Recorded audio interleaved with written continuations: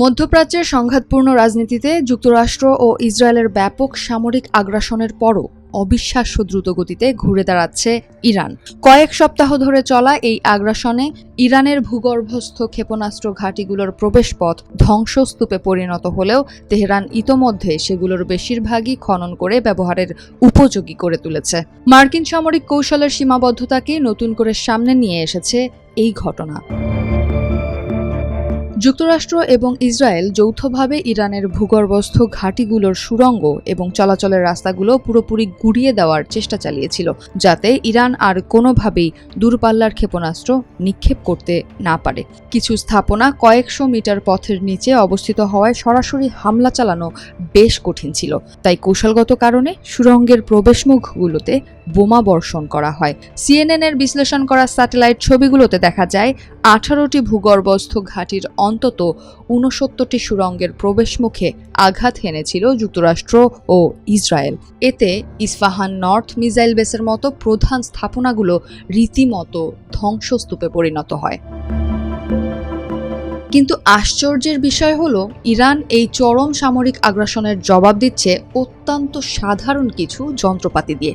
Satellite ছবি নিশ্চিত করেছে যে কেবল ডাম্প ট্রাক ও বুলডোজারের মতো সাধারণ নির্মাণ যন্ত্র ব্যবহার করেই ইরান ইতোমধ্যে অন্তত 50টি সুড়ঙ্গের প্রবেশপথ থেকে ধ্বংসস্তূপ সরিয়ে ফেলেছে। সংঘাত চলাকালীন চরম ঝুঁকির মধ্যেও তারা এই খনন কাজ চালিয়ে গেছে। আর যুদ্ধবিরতি কার্যকর হওয়ার পর এই তৎপরতা আরও কয়েক গুণ বেড়েছে। বোমার আঘাতে সৃষ্ট বিশাল গর্তগুলো ভরাট করার পাশাপাশি তারা নতুন করে চলাচলের রাস্তাও পাকা করে ফেলেছে। বিশেষজ্ঞদের মতে শুধু প্রবেশপথে হামলা চালিয়ে তেহরানের ক্ষেপণাস্ত্র সক্ষমতা পুরোপুরি ধ্বংস করা সম্ভব নয়। ইরানের কাছে এখনও বিপুল পরিমাণ ক্ষেপণাস্ত্র মজুত রয়েছে। উৎপাদন বন্ধ থাকলেও কেবল লঞ্চার ও কর্মী ব্যবহার করেই তারা চাইলে ক্ষেপণাস্ত্র নিক্ষেপ অব্যাহত রাখতে পারবে।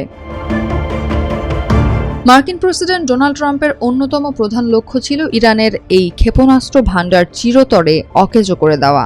বাস্তবতা হচ্ছে, এ ধরনের ক্ষতি সাধনের জন্য যুক্তরাষ্ট্রকে ব্যবহার করতে হচ্ছে অত্যন্ত ব্যয়বহুল ও অত্যাধুনিক সব অস্ত্র, আর ইরান সেগুলো মেরামত করে ফেলেছে কেবল সাধারণ বুলডোজার দিয়ে। মার্কিন গোয়েন্দা মূল্যায়নে উঠে এসেছে, ধারণার চেয়ে অনেক আগেই সক্ষমতা ফিরে পেয়ে মূল সামরিক শক্তি পুনর্গঠন করেছে ইরান। ড্রোন উৎপাদন শুরুর পাশাপাশি ক্ষেপণাস্ত্র উৎপাদনের কারখানাগুলোও তারা প্রায় পুনরুদ্ধার করে ফেলেছে।